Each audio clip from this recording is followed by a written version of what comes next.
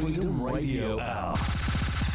Live on Capital Radio 91.6 FM. All right, everybody. Welcome to another edition of the Freedom Radio Hour. I'm your host, DJ Adam Cruz, and I have my fantastic co-host here. What up, beautiful people? This is Eddie Nicholas, and welcome to Capital Radio 91.6 FM, the Heartbeat of Sudan. Boom, boom, boom, boom. Adam, what is going on? I know we have some stuff that we got to catch up from last week. We sure do. But what can we start off that's new or something that, we have a lot of little, tidbits of information. Before we begin, we want to make sure you understand that Freedom Radio Hour is here to give you not just fantastic music, but we want to give you music business news and trends from around the globe. Our job here is to let y'all know if you're an artist, if you're a DJ, a producer, or just a music enthusiast, and you want to know what's happening in the music business. We're here to give you that information as best we can. We don't claim to be experts, but we're here to impart some information, and it's up to you to decide what's best for you. All right, so last time we were talking about this annual cricket league. Remember, we were kind of taking a tour around the globe. So in India, there's like an annual cricket league, which is a really highly watched program. It's one of the biggest sporting events in that area annually.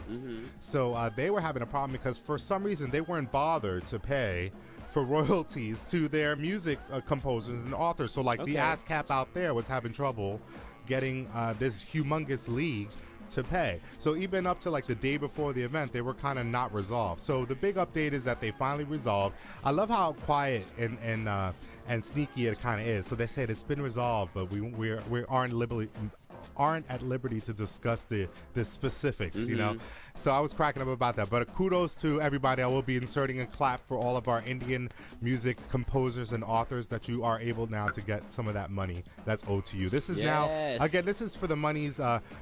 They needed to clear and get licensing rights for use of music during the opening ceremony. So if you can imagine like the baton or something being run. The first song that's heard. Right. And they weren't trying to pay. Anyway, so now that's resolved. So I'm really happy to hear about that. But I was cracking up as I was listening to one of the back episodes, and we were talking about what's happening in China with their karaoke houses and how they're trying to collect money. And you said, "Isn't that where Psy from?" And I said, "No, he's not from there. He's from South Korea." South Korea, yes. So it turns out that South Korea is in the news because they too are in the midst of change. I'm telling you, around the globe, the big key word right now is change amongst the music business insiders.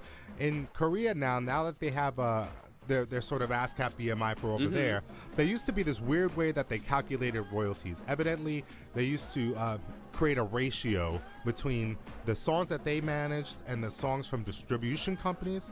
I never really understood how that came to be.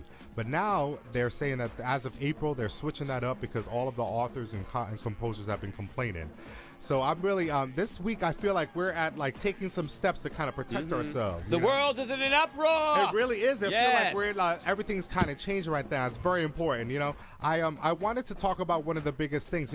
We were talking about when the music became digital from CD to iTunes and such, and you were like, that was the best. You talked about this a lot. You were saying how we cut each other at the knees. What do you mean by that? So for people that are just tuning in right now. Well, when I refer to that, it goes back to, when you used to purchase music, you were paying like $5.99 or something for a piece of vinyl for just a song with maybe a couple 4 cuts of the same track.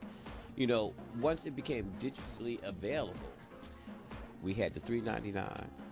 Then we dropped down to the $2.99. Then we dropped down to the $1.99. Then we dropped down to the 99.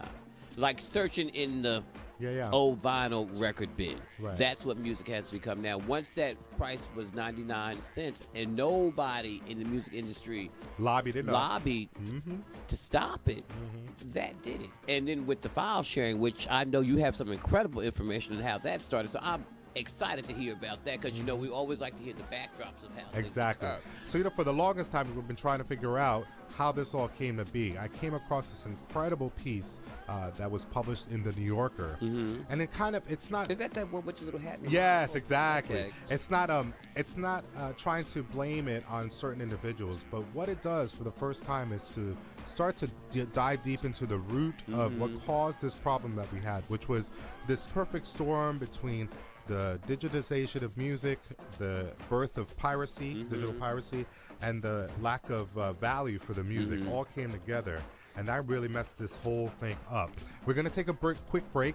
When we come back, we're going to break down more of this incredible article because you will not believe what we've been finding out. And I'll tell you, the root of this started at the barbershop. Do you remember going to the barbershop? Everything starts at the barbershop. I thought you knew. We'll see you shortly. Capital Radio 91.6 FM, the heartbeat of Sudan. Freedom Radio Hour. Live on Capital Radio 91.6 FM. Welcome back, beautiful people. Capital Radio 91.6 FM. I'm Eddie Nicholas, and I'm sitting here with Mr. Adam Cruz. We're live and direct right here on the Freedom Radio Hour. Yes, I'm quite interested in this article you were talking about, the New Yorker. Yes. I do read that newspaper. Yes, I know. You're so funny the way that we always identify you and I are similar that way. We recognize things sometimes by the visual representation, like a logo or something. Anyway, you're tuned in right here at the Freedom Radio Hour. We're trying to give you that music, business news, and trends from around the globe. Before we broke, we were talking about this incredible piece that came out in the New Yorker that talked about not trying to really blame where sort of the piracy began when you talk about digital music, but it sort of wanted to track the beginning. I kind of think of it as a anthropological study, if you will. If we can get some insight into how it all began. So what this article is saying is basically there was two individuals. One was Benny Glover, and he was known as Del Glover, and another gentleman named Tony Dockery. They were based in North Carolina. Okay. They basically were temp employees that worked at a manufacturing plant for Polygram. Polygram at the time was producing at an incredible rate. A lot of the hottest music was coming around. Not only they were doing movies and yes, they were doing movies. There was software. There was games. There was all kinds of things that were happening.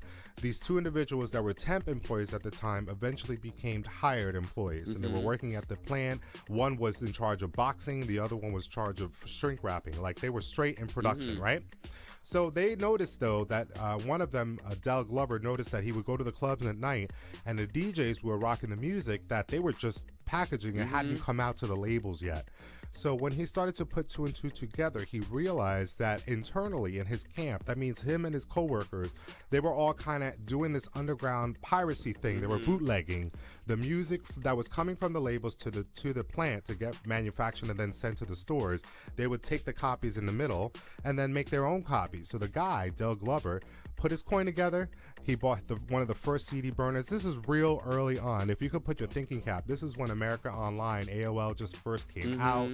This was before Napster, before Kazaa, before LimeWire, before any of what we know now in terms of the digital music. So if they were able to get over. So what ended up happening was this guy started this empire. He got to a point where he was making $1,500 a month bootlegging materials. And who were his main customers? Private citizens and barbershops. And when I think about it, I'm like, there were so many times I'm at the barbershop getting my haircut and some guy was selling, or there would be a little stand. It wasn't like, nowadays you get like a bootleg guy kind of sneaking around and you're like, oh, you know what he's up to. But back then it was like you had a stand, you had your own little booth, a kiosk. And then you had a headphone. Sometimes you could listen to you. I don't know what kind of bar. I used to go to Astor Place in the Village, and sometimes the guy gave you a headphone. You could listen to the music. Anyway, and so what was happening was this guy was selling, essentially, him and his partner were selling the music and making a lot of money. Okay. So what after that happened, they figure out, okay, the digital music means you have to deal with an MP3. So with that, they started a little crew called RNS. They were like a bootlegging crew. And what this article is basically saying is that between the guys selling the CD bootlegs and then the digital music, they were one of the first to offer single MP3s. They were sharing it. And they were using chat rooms. So like now it went beyond email to like chat rooms. They started to build a whole empire. They lasted past Napster and Kazaa and LimeWire. They all got shut down. And these guys stayed around. They were still underground. They only got busted because the FBI had started to probe. And that was like around 2009? Yep, around 2009 they got together and they finally brought them all down. But it was very interesting to know that it really started from within. It didn't start from some external force, some people out there that wasn't down with creating the music. We were the inside people. These are production folks that you trust when you make the music to then shrink wrap it, package it, manufacture it, and sell it on your behalf. This is your music that they went and sold and did this to, And it's still being done today. But now it's a different way. Now with And what they're saying is because the article's bottom line is saying that because all this happened, eventually it starts to explain how we can get to the point where the music is free. Because it's been devalued so much that now we're in this place where we had to deal with piracy. So Spotify came around and kind of marginalized piracy because now you could get it free. So you don't need to get it on the sly anymore like that. But you have to buy into the service though. And the service is free. So now we're going lower than your 99 cents. Now we're at zero, Eddie. We're at zero. So we need to think about what that really means for us doing this. I think what we were talking about what's happened at the conference was the idea that music is a business card. We can't forget that. The music is right now is a business card to the other things you want to do. Let's take another break. When we come back, we're going to break down more of this music business news right here. Where? Capital Radio 91.6 FM, the Heartbeat of Sudan. Freedom Radio Hour. And we're back right here live on Capital Radio 91.6 FM, the Heartbeat of Sudan. You're deep in the zone right here at the Freedom Radio Hour. We're trying to give you that great music and the music business news and trends from around the globe. Right now, we're breaking down the latest in Spotify. I have to say they are in the news again. This is an incredible piece of information. If you are an artist, a songwriter, or you're a publisher, music publisher, take notes or jot this down or watch this episode to understand how this is affecting your money. All right, so Spotify, remember how we were talking about how much streaming services are under fire because artists feel like they don't get paid enough per stream, and so they started to pull their music. Artists like Taylor Swift, Adele, some of the biggest pop stars have now pulled their material out. We learned recently that even our disco legends, including Mr. Victor Willis, has now pulled his material from Spotify in an effort to try to protect his music.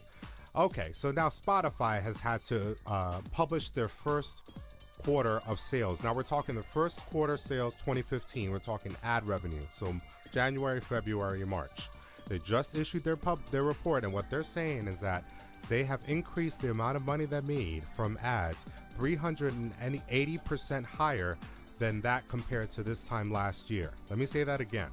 So Spotify is saying they made more money than ever before on ad revenues. This quarter, they made 380% higher than when you compare this time last year, how much they made.